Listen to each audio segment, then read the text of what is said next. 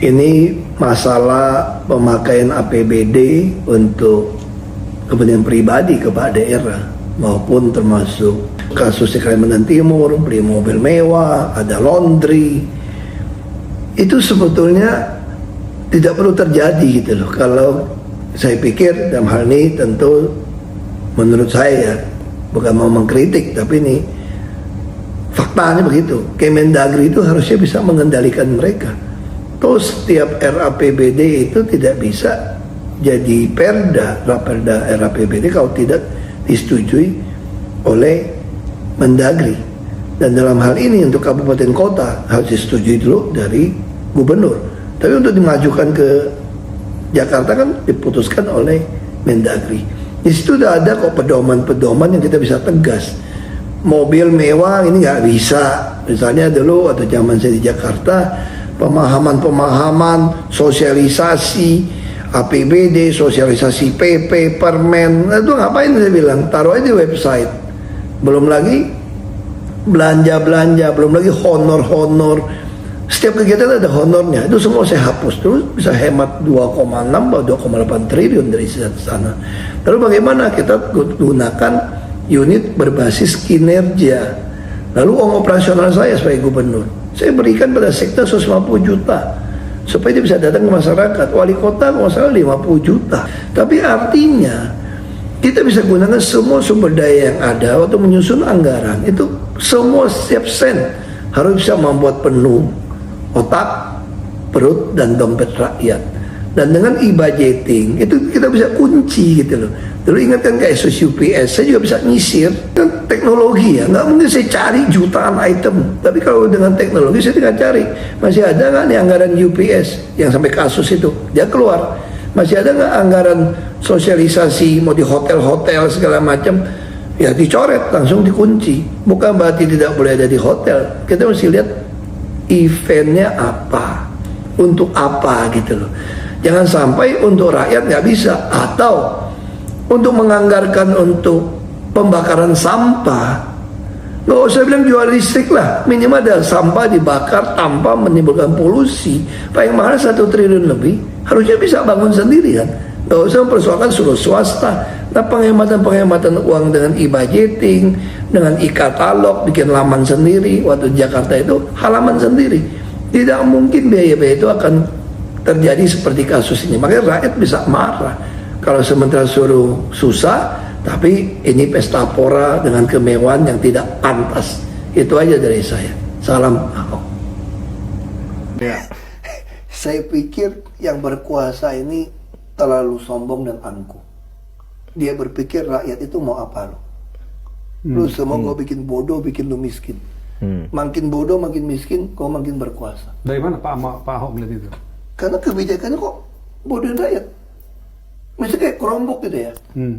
Kalau saya tanya, mau bikin sekolah bagus, kasih makan bergizi, atau rakyat punya laptop yang bisa komunikasi kemana-mana. Kan dibohongin, makanya Pak Mahfud dulu kampanye sama Pak Ganjar, internet dong. Tiap sekolah ada sarjana dong. Masanya mereka juga pintar, dia survei Pak. Rakyat suka makanan. Itu jadi legitimasi. Itu artinya kan memang kita ini belum sampai tingkat sadarnya gitu. Ke situ ya. Ya, teman-teman, sederet kontroversi Gubernur Rudi Masude hingga akhirnya didemo rakyat sendiri. Nah, teman-teman, ya Pak Ahok tadi telah menyinggung bagaimana mobil mewah ya gubernur dari Kalimantan Timur ya yang 8 miliar tersebut.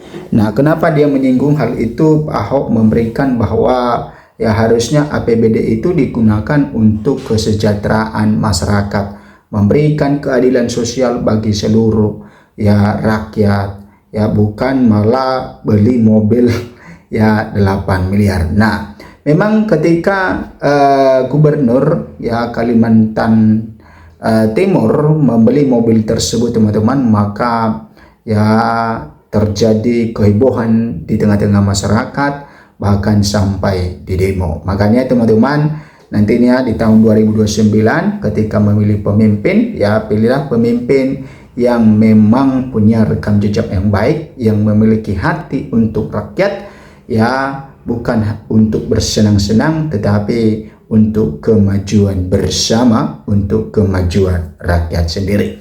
Nah, kita melihat bagaimana kontroversi gubernur Kalimantan Timur ini ya, sampai ada lagunya teman-teman ya, tentang Kaltim ya. Oke. Ribuan massa melakukan gelombang protes terhadap kebijakan Gubernur Kalimantan Timur ya, Rudy Masude di Samarinda pada Selasa 21 April 2026. Nah, mungkin teman-teman tahu lagunya bahwa ya, lu kenal Gubernur Kaltim toh. Nah, jadi itu adalah sindiran-sindiran masyarakat ya terhadap sang gubernur pemimpin. Nah, massa terdiri dari mahasiswa ya, ini ketika terjadi demo teman-teman. Massa terdiri dari mahasiswa, kemudian organisasi kemasyarakatan hingga masyarakat adat ya, turun ke jalan menyuarakan mosi tidak percaya terhadap kepemimpinan Gubernur Kaltim ya, Rudy Masude. Kemudian mereka menuntut bahwa audit menyeluruh terhadap kegiatan Pemprov Kaltim dan mendesak penghentian praktik politik dinasti serta KKN, korupsi, kolusi, dan nepotisme. Nah, ternyata bahwa masyarakat Kaltim ya, mereka menuntut supaya mengaudit seluruh ya bagaimana kegiatan pemerintah Provinsi Kalimantan Timur. Nah, padahal ini baru setahun lebih memerintah di Kalimantan Timur teman-teman, maka masyarakat sudah turun, sudah meminta, sudah ada kecurigaan masyarakat terhadap pemimpinnya.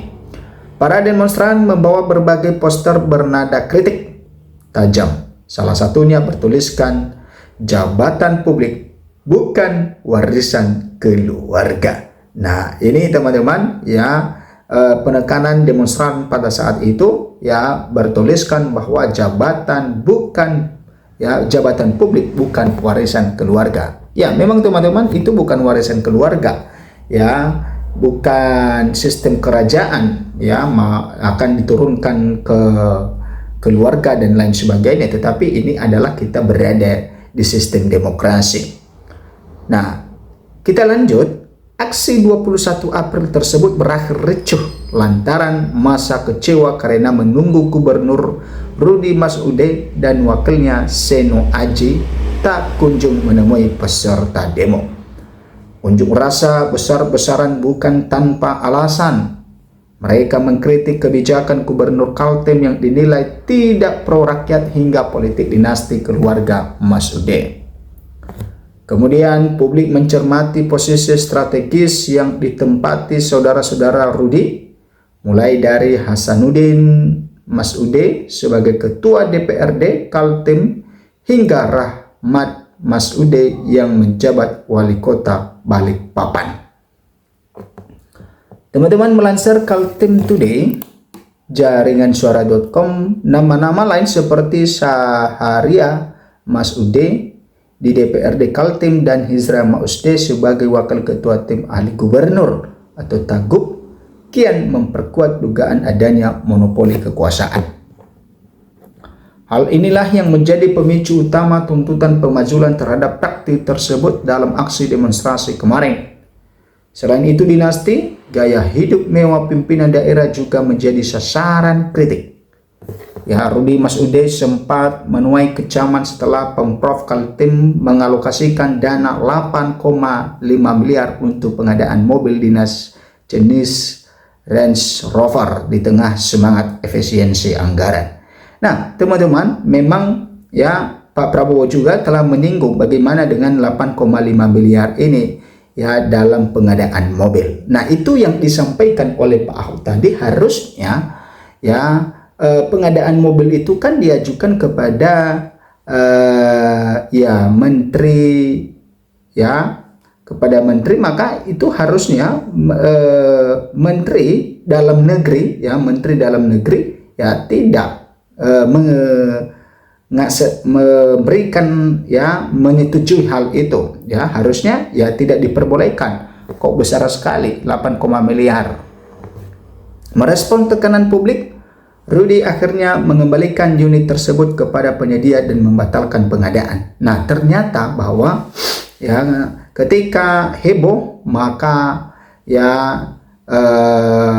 Rudy ya selaku Gubernur Kaltim akhirnya mengembalikan unit tersebut kepada penyedia dan membatalkan pengadaan. Teman-teman, Dinas Kominfo Kaltim menyebut bahwa langkah pengembalian dana ke kas daerah ini sebagai bentuk komitmen terhadap tata kelola pemerintahan yang baik. Persoalan anggaran kembali mencuat lewat rencana renovasi rumah dinas gubernur dan wakil gubernur senilai 25 miliar. Nah, ini setelah pengadaan mobil tadi 8,5 miliar, teman-teman, maka ada namanya renovasi ya rumah dinas gubernur dan wakil gubernur. Hanya renovasi, teman-teman, bukan membangun, tapi itu senilai 25 miliar. ini luar biasa ya. Hanya renovasi ya, bukan membangun. Kemudian Kepala Dinas Kominfo Kaltim Muhammad Faisal memberikan klarifikasi bahwa angka tersebut merupakan akumulasi untuk berbagai fasilitas pimpinan daerah selama beberapa tahun anggaran. Ya, pantas saja ya warga Kaltim demo kemarin ini udah sangat besar jor-joran. Oke, Faisal menjelaskan bahwa anggaran 25 miliar itu mencakup 3 poin utama. Nah, ada 3 poin utama katanya renovasi 25 miliar tersebut, teman-teman. Ya, fasilitasnya berarti sangat luar biasa sekali fasilitasnya ya. Yakni perbaikan rumah jabatan gubernur, wakil gubernur, serta penataan ruang kerja di kantor gubernur. Nah, ternyata ya 25 miliar itu ya ini 3 poinnya, yaitu perbaikan rumah jabatan gubernur, hanya perbaikan. Kemudian perbaikan rumah jabatan wakil gubernur. Kemudian penataan ruang kerja di kantor gubernur. Ya, hanya 3 poin itu ya sudah memakan uang sebanyak 25 miliar. Menurutnya pembiayaan ini terbagi dalam APBD murni 2024 dan 2025 sebagai bagian dari perawatan aset negara. Pemerintah Rudy Masude juga sempat didera isu kebebasan pers pada Juli 2025 lalu. Insiden intimidasi terhadap saat asisten pribadi gubernur Senja melontarkan kalimat tandai-tandai kepada jurnalis yang tengah melakukan wawancara di kantor gubernur. Nah, itu teman-teman sederet dari kontroversi ya Gubernur Kalimantan Timur yang sempat didemo kemarin ya. Kita lihat lagi di sini bahwa dari CNN, daftar kontroversi Gubernur Kaltim Rudy Masude berujuk aksi 21 April. Gubernur Kaltim Kalimantan Timur ya Rudy menuai polemik buntut sejumlah kebijakan yang menggunakan anggaran jumbo. Ya, ini menggunakan anggaran jumbo hingga berujung aksi demo mahasiswa pada 21 April yang lalu. Aksi 21 April dan rakyat Kaltim bukan hanya di depan gedung gubernur, namun juga di depan gedung DPRD Kalimantan Timur. Demo yang didominasi mahasiswa itu membawa 3 tuntutan: mengaudit seluruh kebijakan Pemprov Kaltim, stop praktik KKN di Kaltim, dan mendesak DPRD Kaltim segera bersikap dan menjalankan fungsi pengawasan secara total. Dalam demo yang berujung pada penangkapan sejumlah massa aksi, Rudy tak bertemu massa, namun dia menyampaikan terima kasih atas masukan mahasiswa, lapisan masyarakat, dan seluruh elemen yang telah berperan sebagai kontrol sosial. Ini yang disampaikan Rudy selaku Gubernur Kaltim. Terima kasih masukan adik-adik mahasiswa, lapisan masyarakat, dan seluruh elemen-elemen yang menjadi tetap kontrol sosial. Masukan hari ini sangat berarti dan sangat berkelas, katanya melalui video Instagram Selasa 21 April. Rudy sebelumnya disorot atas sejumlah kebijakannya di Kaltim yang menggunakan anggaran jumbo hingga puluhan miliar. Dia misal mengalokasikan 25 miliar untuk renovasi rumah dinas. Ada pula pengadaan kendaraan dinas mencapai ya 8 miliar. Teranyar anggaran memakan Pemprov Kaltim disebut mencapai 10 miliar. Nah, ini teman-teman ya tentang ya kontroversi dari Gubernur Kalimantan Timur, dan Pak Ahok telah menyampaikan di cuplikan video tadi bagaimana pengadaan mobil.